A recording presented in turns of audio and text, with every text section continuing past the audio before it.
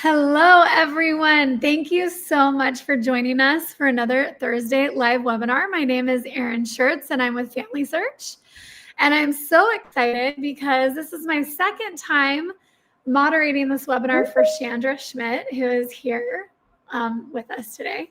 She is wonderful, and she is today going to teach us all about how to correct family tree relationships on FamilySearch, which is something that people need to do quite often. So we're excited to learn from her. Thank you, everyone who has put in questions beforehand. I just want to call a few of you out. We love this kind of interaction.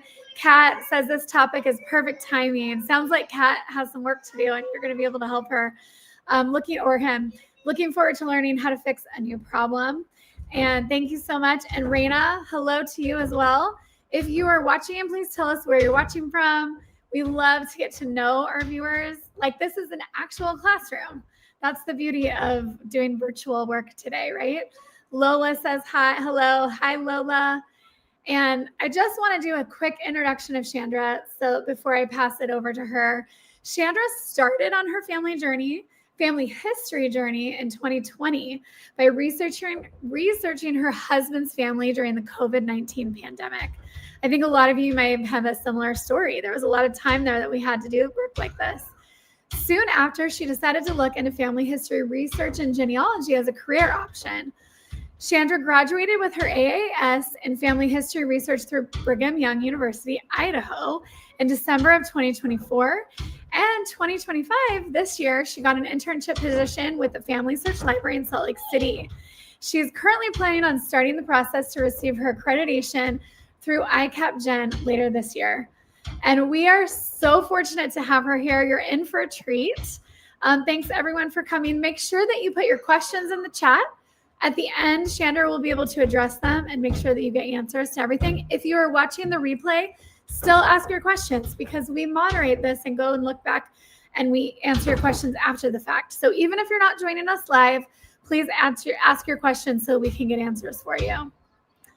Okay, with that, I'm going to leave you with this wonderful expert here, Chandra, and I'll add your slides here. Thank you so much. Awesome. Thank you, Erin. All right, like Erin said, we are going to learn about correcting relationships in the family tree. All right, so here are the objectives for this webinar. First, we're going to go over the importance of analyzing an individual before we correct any relationships. And then we will discuss the options of merging to fix a relationship. Then we're going to do a live demonstration on how to correct a parent-child relationship, and also a live demonstration on how to do couple relationships. Okay, so first, what is unique about the FamilySearch tree? Before we deep dive into fixing relationships, let's take a moment to understand what makes the FamilySearch family tree unique. First, it is the largest online family tree. So that means that it is actually one tree with over 1.7 billion individual names. So it is the goal of FamilySearch to have a profile for each person who has ever lived. And because of this, it makes it easy to collaborate with other family members. And remember that it's always free. So while these features are impressive, they can also be equally frustrating for those who have worked hard on their individual ancestors. Because the FamilySearch tree is open to everyone, anyone can change things, and mistakes will happen, and mistakes do happen. But fortunately, there are ways to fix the incorrect relationships when you spot them. So one part of correcting family relationships is understanding how families of the past lived. How they married and named their children can help when analyzing relationships before you correct them. Here are some common practices of families from the past. It was very common to see that the first child in the family was born between the marriage date and up to 2 years after. Subsequent children were born about 2 to 3 years apart. Events happened where the families lived. So, for example, if a family was always found in census records and other records to be living in Indiana, a birth record in Texas would highly be unlikely. So, of course, there's always exceptions to that rule, but look for those patterns of where they lived. Widows and widowers often remarried. Men usually needed a wife to help care for his children, and women needed husbands for financial support in the past. And then the last thing is to look for naming patterns. Naming patterns such as naming the first son or daughter after grandparent was very, very common in the past. So to learn about common naming patterns, you can find many articles on the FamilySearch Research Wiki. So I'm going to attempt to show this live for you. So here we have the FamilySearch, FamilySearch.org. And if we go to search and go to Research Wiki, oh, it's not working. Darn it. Let's try that again. Nope. All right. So I will just tell you, too bad it's not working. Let me go back to, there we go. So if you go to FamilySearch.org and then you click on search and then Research Wiki, to find naming patterns of a country that your ancestors lived in, you're going to enter the name of the country your ancestor lived in, followed by the words naming customs in the search bar. So for example, if my ancestors were from England, I would put England naming customs. And there's a whole page with articles on naming practices of people that lived in England. I especially like to look at the link called nicknames. So it gives you a nickname and then it'll tell you what nickname that name was derived from. So if you're always seeing the name Susie or Bob, you can look on that list to see maybe what that name was originally from. So if you continue to see what appears to be a nickname from your ancestor, you'll want to check those articles out. Naming patterns are really fun to learn about. So I encourage you all to check out on Research Wiki. And I think the moderator is going to put a link to that England naming customs in the chat. I think I said that to you earlier. So anyway, so I recommend that you guys check that out. It's really fun to see those articles. Okay. So the next thing we're going to talk about is before you correct, you're going to want to analyze. When you see what may be a mistake on a person's page, take the time to analyze that individual before you correct any information. So here are some steps that you'll want to take. So take note of names, dates, and places of the individual's person page, on their person page. Do this on a spreadsheet or a document. Make a timeline, or even use sticky notes on a wall to organize that person's data points. Then you'll want to compare attached sources.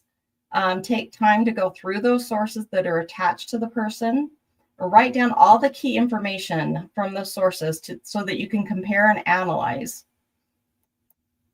Then you want to verify relationships in those sources.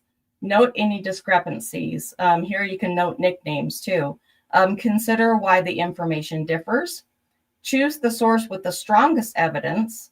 I usually like to choose, have like a rule of 3. If 3 things are the same, then that's a pretty strong source. And then you'll feel confident enough to edit that person's page accordingly. And another tip is to compare sources to the family stories or life sketches. Does any of the information and the attached sources match family lore? If it doesn't, think of reasons why. And the most important tip that I have to give you is to always, always give a reason for changes made in an individual's tree. So what source did you use to make that correction? Or why do you believe that that source is incorrect if you're taking away a source? Take time to write a detailed note in the reason box. This is not just for your benefit, but it's for those who are also doing research on that same ancestor. So later on, when we do a live demonstration, I will show you where you can include those reasons to be able to make note of that on your ancestors page. So as you are analyzing your ancestor, remember that the opposite will also come into play. When you see a change in one of your ancestors, ask the following questions. If it's a change that you didn't make, ask these questions. So who made this change? I'll show you later where you can see where changes have been made, and ask why this change was made. Did the person who made the change give a reason why? Maybe they found a new record that gives new information. You can check the notes and a collaboration tab to see if there is any further information about this change. And I can show you where that is when we go live. But keep in mind that FamilySearch tree is a team effort. It's a collaboration. Everyone is doing their best to make sure our shared ancestors have the correct information. So now we're going to go and do some live demonstrations on how to correct these relationships in the family tree. So let me go back to live.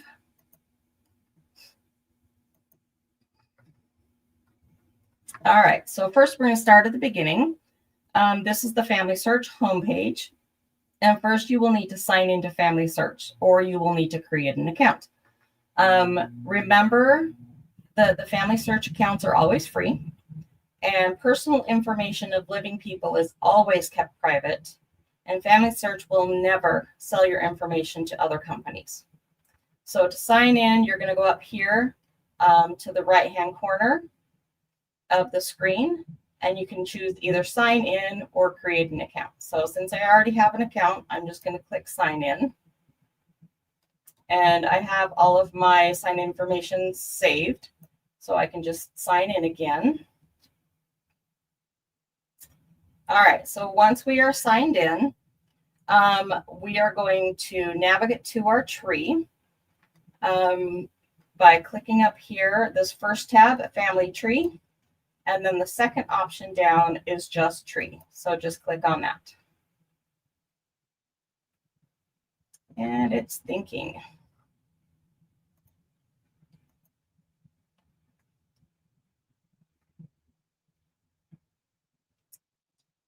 There we go.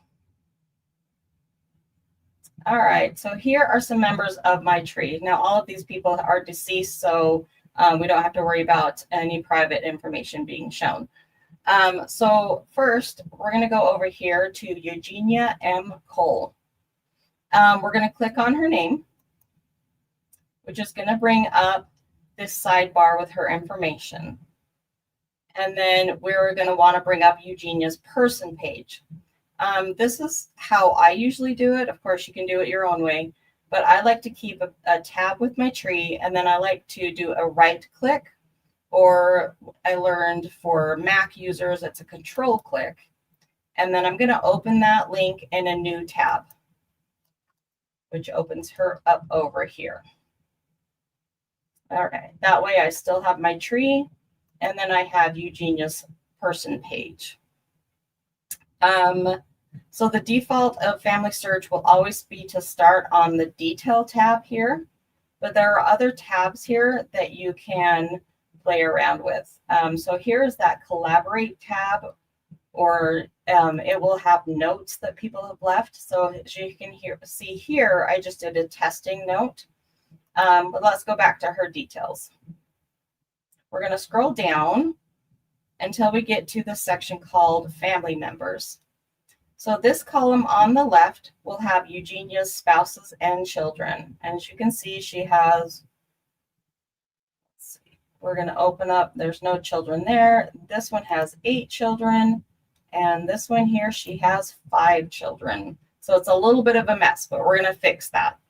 Okay, this column here in the middle is going to be her parents and her siblings. So far she's an only child. And then this column on the left, or I'm sorry, on the right of the screen you will notice this section called latest changes. So if you want to know when a change was made, you could just click on right here where it says show all to see what changes were made and when they were made, and usually by who they were made. All right, so that's where you're going to be able to find that. So anytime you can make a change, it will show up here in latest changes. All right, and then up here is the notes section, and there's that testing notes, and this is kind of the same as the collaborate tab. So those two work together. All right, so let's move on. Okay, so we're going to focus on Eugenia again and her family members. So here we see Eugenia with a husband, Walter Bryan, and they have 8 children. So 4 of these children have the last name of Schmidt, as you can see. So previous to this class, I went and I analyzed the 1930 and 1940 census, which these kids were listed on, to see if I could get any clues to why these 4 kids had a different last name. So on the 1930 census, the 4 kids with the last name of Schmidt were listed as stepchildren to the head of household. And the 1930 census also indicates that Walter and Eugenia had been married for about 10 years. So that puts their marriage around 1920, which I indicated.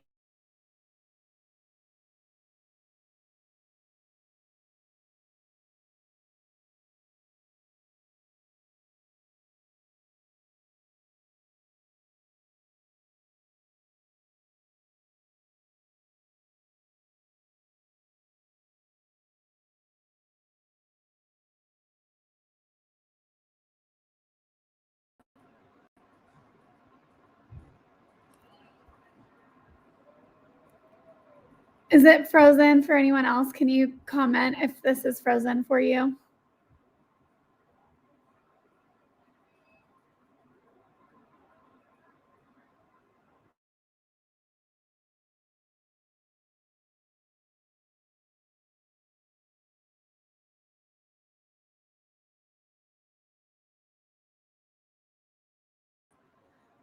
Thank you for letting me know. Okay, it looks like Chandra left and is going to be coming back on.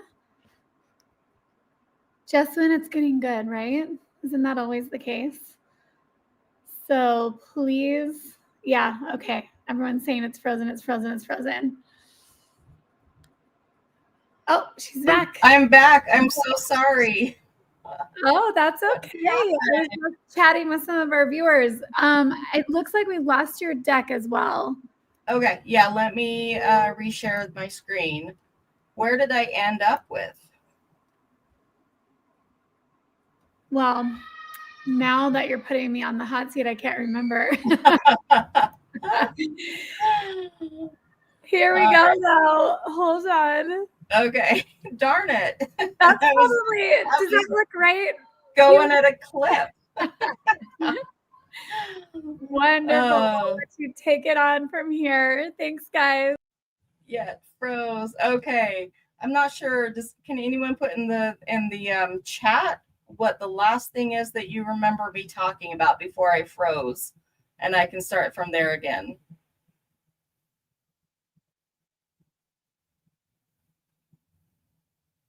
The Schmidt children. Okay, perfect. All right. So not sure where I ended, but we have the 4 Schmidt children here. I did an analysis of the 1930 and 40 census. And it showed that, these 4 Schmidt children were recorded as being a stepchild to Walter Bryan, right? And also that it indicated that Walter and Eugenia were married around 1920, which means that that was well after these 4 children were born, where they have birth dates from 1912 to 1916. So we know that kind of proves that Walter would be their step-parent. So I did do some more research on Eugenia, and I did find a marriage record for her in 1911, where she married Fred P. Schmidt. So this kind of, to me, it indicates that Fred would be the biological biological father of the 4 Schmidt children here. So it's safe to say, let's see, I already said that. Sorry, I'm a little discombobulated now. So now we feel confident about changing some of the relationships in this family. Okay, so first I'm going to do the more simple one is we're going to correct the relationship of the Schmidt children to Walter Bryan here. In FamilySearch, you can indicate the relationship of each family member as adoptive, biological, foster, guardianship, or step. So during the analysis of this family, we learned that Walter Bryan is more than likely the stepfather of these children. So we're going to change that relationship. So first, we're going to find the child that we think has a different relationship, and we're going to click on the pencil of that child. And here we can see that we're going to add a relationship to Walter Bryan. So we'll click on that. We're going to click this down arrow and choose step. Step relationship date. Not sure what the date is, but here is that reason box that I told you about earlier, that we always want to make sure we put a reason in for this change. So on here, I'm going to put relationship of stepfather is indicated on the 1930 census for this family. And let's make sure we have correct. I'm never good at spelling or word choices. So there we go. So that is our reason, is that it is on the 1930 census. And then we're just going to save it. So now you can see here, relationship to child is step, but we still have this biological relationship. So we're going to edit that to step. So yes, we're going to change that. Oh. Are you sure that you want to continue without explaining? Yes. Okay. For some reason, it's not saving. So now, right here, you can say that Fred Schmidt is now in the household of Walter and Eugenia, but he is now indicated as that Walter is now a stepfather. So we'll do that one more time. We're going to do Ruth Schmidt. We're going to click on the pencil. Here, let's try and edit this, because right here it says biological. So we're going to edit that to step. We'll see if this will work.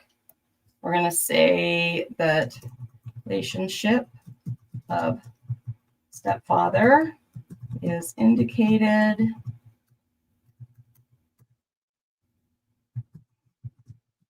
on the 1930 census for this family. And let's see if this will save for us. Beautiful. So now we have Walter is the stepfather of Ruth, but then we're keeping Eugenia as the biological mother. Awesome. All right. We are going to move on. So another common error that we see, and I would do it with Charles and Lewis, but we don't, maybe for time's sake, we won't do that change right now. Okay, so another common error that we see a lot is children being attached to a parent more than once. So here we have these children are attached to Eugenia and Walter, but down here we have these children attached to Eugenia with no spouse, and that can happen quite a bit. So let's see, where am I? So to correct this information, we need to check the personal identification number, which is this number right here. You can see it. Each person will have a unique number assigned to them. And I usually just kind of look at the last 3 digits to keep it easier to compare. So this first one, we have Fred Schmidt Sr., and the last is BG8. So now I'm going to come up here And we have Fred Schmidt Sr., and his number is BG8. So those two match. So we know that that's the same person. So here we have a Frederick Schmidt, and he has got a number with 36Q on it. But if we look up here, we don't see another Fred Schmidt. So that means that this Frederick Schmidt is a duplicate. And we know that also because the birth dates and the death dates are the same. So this is a case where merging would actually help fix this relationship. So check those PID numbers. And I also earlier checked this Frederick Schmidt, and he had no sources attached to him. So he's just kind of one of those names that's just floating out there. So I'm going to want to merge him with this other Fred Schmidt. So if you want to learn more about merging, we had another webinar about 2 weeks ago that was presented by Tanner Tolman on September 25th, and he went all through how to merge. So you'll want to check that out to learn how to merge these two Fred Schmidts if you haven't done before. So we're going to continue. So we have Ruth Schmidt, and she has a 9FX. And here we have Ruth with 9FX, so that matches. Then we have Charles Schmidt with a G3X. So we're going to scroll up here. Charles with the G3X. And the last one on the list is Louis Oscar, and he has 2VK, and Louis Oscar 2VK. So we know that these are all the same children that are listed down here. And so we're going to want to fix this attachment to Eugenia with no husband. So first, what we're going to do to delete the secondary relationship, we're going to click on the pencil icon, which is the edit icon of the child that is under the parent. So click on there. And then we're going to remove this parent relationship. Now, removing the parent relationship will not delete a person. It's just removing that relationship. Okay, so remove and replace. Right here, it's going to say to remove mother, remove the parent from the relationship, or you could replace the mother. But we already know that they are attached to the mother up in a different section. So we're not going to replace her. And then right here, it says, I have reviewed the relationships, sources, and notes of these individuals. So because I did an analysis of the census records, I'm pretty confident that I'm doing this correction with strong evidence to know that this single relationship is not working. So I'm going to remove the mother. I'm going to click here, remove mother. Reason for my change is we're going to say Fred Schmidt. Oh, CHI. I do know how to spell CHMIDT. Senior is attached to Eugenia M. Cole twice. So that just kind of tells whoever's looking at this in the future that I'm removing her because they've already been attached in another family section. So then we're just going to do remove.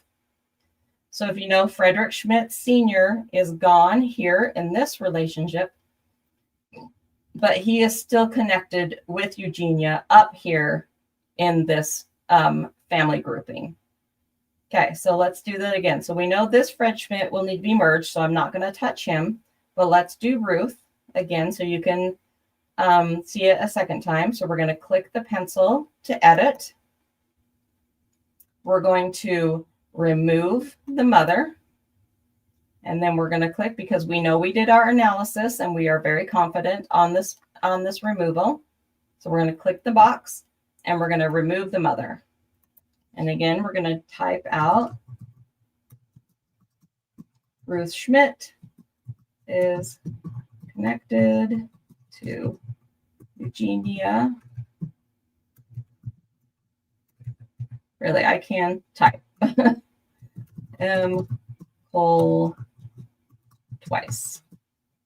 And that is the reason for our removal. So we're going to remove that. Ruth disappeared from down here, but she is still connected up here. So let's see. Yep. So that is how you're going to remove it when you have a mom but no spouse, but you know that there is a spouse or a father for that person, that there's a known father for that person. All right. So now we want to make sure that these 4 Schmidt children are actually connected to the correct couple. So we know that Fred Schmidt is the stepson of Walter, but we also surmise that Fred Schmidt is the biological child of Fred P. Schmidt up here, who was married to Eugenia. So the easiest way to add Fred Schmidt to this couple is I like to add it using the PID number, or the personal identification number. So I'm going to come here to Fred Schmidt's ID number. And if you click on it, you will see up here, it says ID copied. So that is now in our clipboard. Okay. So we're going to then click here. We're going to add child. And I like to add it by the ID number because I just copied it. So we're going to right click and paste. So I can compare that number. So we have GWH6BG8. And down here, Fred, GWH6BG8. So that's the same one. We're going to click next. Now it's going to have us confirm that this is the Fred Schmidt. We're going to hit, these are his spouses. So if you know your family, you know that those are his spouses. Looks like those will need to be merged. And then he's under the parents of Walter and Eugenia. So yes, this is the correct Fred Schmidt. So we're going to add the match. And now he's here under Fred P. Schmidt and Eugenia Cole. So if we want to, we can go in and edit. We can add the relationship of biological. And then you would want to put the reason why you think that it's biological. Maybe you found a birth record. And then you'll save it. And that's how you're going to change that to biological. And the same with the mom. So there we go. And close that down. So I'm going to do that one more time. So as you can see, Fred Schmidt is here under this couple. And Fred Schmidt is also under this couple. So it doesn't delete them or move them around. It actually duplicates their relationships. We have the step. And we have biological right here. So let's do that again with Ruth. So you can see that again. Again, we're going to copy her PID number by just clicking on it. And then we're going to add a child. We're going to add by her ID number. Right click and paste. Next. And then we can see Ruth Schmidt with the parents of Walter and Eugenia. So we know that that's the correct Ruth Schmidt. And we can also check that PID number.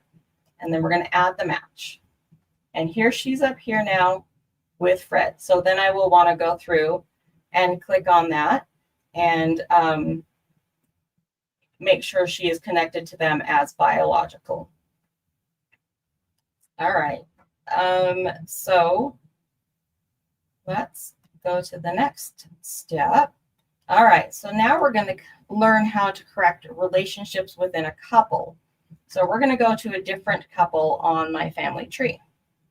So here I'm going to click back onto my tree, and this is why I love to keep that tree tab open. And we're going to go to Roy Elmer Bridegroom. So I'm going to click on his name, and then I'm going to right click or command click on his person and open that in a new tab. Because I always like to keep my tree for reference. And it will take a minute for him to open. So here's Roy Elmer Bridegroom on his detail page. And if we click down here, so we have family members. We have Roy married to Jeanette, Roy married to Madge, Roy married to Lily, and Roy married to Lillian. So this one does not have a marriage event. So if I do, you want to make sure that you go through and you're going to analyze these relationships and see if you can find a marriage record or see if they're on the census or any other kind of way that you can analyze to see if these relationships, if this is the same person, because they're both, we have a Lily and a Lillian, or maybe they're different women. So just for the sake of this class, we are going to say that these are the same people and somebody had put them in there by mistake. So you could either merge the two and that would fix the correction, or if you think that this Lillian is a mistake and was added to Roy Elmer Bridegroom by mistake, then what you'll want to do is right here where it has the marriage tab, you'll want to click the pencil icon, and we are going to remove Lillian. So remove or replace, we're going to remove her. Of course, we did our analysis and we checked and double checked and found records so that we're confident we're making the right correction. I'm going to do that, and I'm going to remove the wife. And of course, we are always going to put a reason.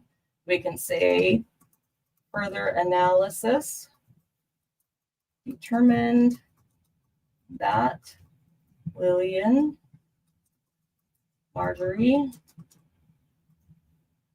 Sturm was not a wife of Roy Elmer Bridegroom. You can also say, I found a marriage record, or I didn't find a marriage record, or you can state what census would prove. So always make sure you're writing detailed information, that you're putting where you got that information from, that you're just not throwing it out there. So I would say analyze the censuses for these years, and this name is not congruent with what we know about Roy Elmer. So always make sure you're adding that reason, and then we're going to click remove. And then as you can see, that one disappeared. So always remember these latest changes. Here we have relationship deleted. So you know that that happened, or if somebody else did it to one of your ancestors, you'll be able to look here and see when that change happened and who made it. And you can see it was by me. Awesome. So in conclusion, I want to thank you for joining me today to learn about correcting relationships on the FamilySearch family tree. Remember that the collaborative nature of FamilySearch family tree means that we all play a vital role in ensuring accuracy for future generations. As you continue your genealogical research, I encourage you to put what you've learned into practice. Remember to identify a relationship in your tree that needs correction, whether it's a parent-child or a couple relationship. Analyze that situation carefully using the tips we've discussed, and then you can confidently make that edit with proper documentation and reasoning. Your careful work in correcting these relationships will help countless other researchers who share these family lines with you. So now I'm going to turn the time back over to our moderator for our question and answer section, where I will look forward to answering your questions. Wonderful. Thank you so much. That was amazing information. We have had 3 questions so far, and a reminder to all those watching, please ask your questions so we can make sure that Chandra can answer them.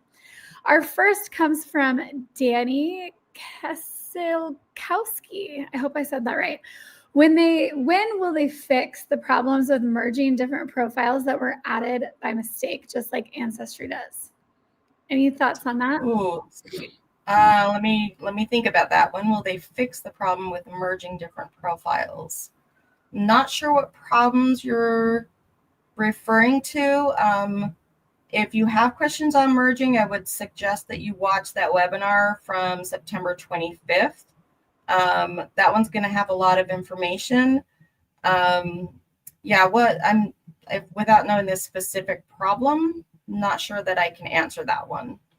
So you want to type in a specific problem. Yes. Or, yeah. Let us know. Know. Okay. From Plaid, this is a viewer on YouTube.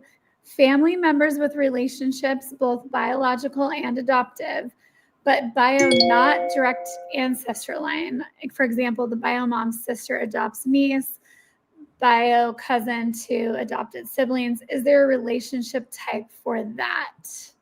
I would say maybe it would be under guardianship. So if it's if it's like a biological aunt, but they haven't fully adopted, I would probably put that under guardianship. And yeah, I think that would, it depends. I mean, if there was, if you could find a court case where they were put into guardianship with that person, that would be probably the correct one to use. Okay, excellent. Thank you. And from the same viewer, as a follow-up, without sources for Frederick, would a merger be better than leaving that individual floating, removed from Eugenia, as it's a common name and could be a different individual or family line than Fred? Yeah, definitely you're going to want to kind of look in the area. Sometimes I'll do just a search of like censuses in the area to see how many Fred Schmidts show up. But on that one, I did check the source, and that was a connection that was made because of his World War I draft, I believe. But also, I think I put him in there just as a demonstration for this class. So, so I think I would, number one, check to see how many Fred Schmidts are within that census within the area to see how many there are. And then just kind of analyze all of them to see if you think that is a different Fred Schmidt or if it could be the same Fred Schmidt. So I think for that, always analyze, always look to see if you can find other people with the same name in the same area, is kind of how you would treat that one. And then merge if you think it's the same person. If not, then just kind of leave that other Fred Schmidt hanging out there.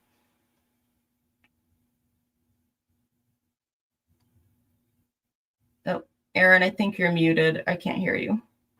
You're right. I don't know how that happened. Thank you. That's okay. We do have another question from Stephen Brand from Facebook. What relationship would you use for a father that raised his children that were fathered by another DNA donor? Oh, well, it would depend on if he adopted them. That is a hard one because I think that's something that in the past that we're not really going to be aware of. But if it's a different DNA donor, a lot of states require, I think, adoption if it's a donor. So I think it would depend on what your state law is. I do know I have a friend that, she went through a surrogate, but she had to go through and adopt her children. So I would check to see what the laws of the state were where those children were born, to see if it was an adoption or if it's a guardianship or how they're going to treat that. Good question. Okay, it looks like that's all the questions that we have. But as a reminder, please put your questions in the chat if you're watching the replay, because we will definitely get to them. Okay, awesome. Thanks everybody for watching. Have a great day. Bye.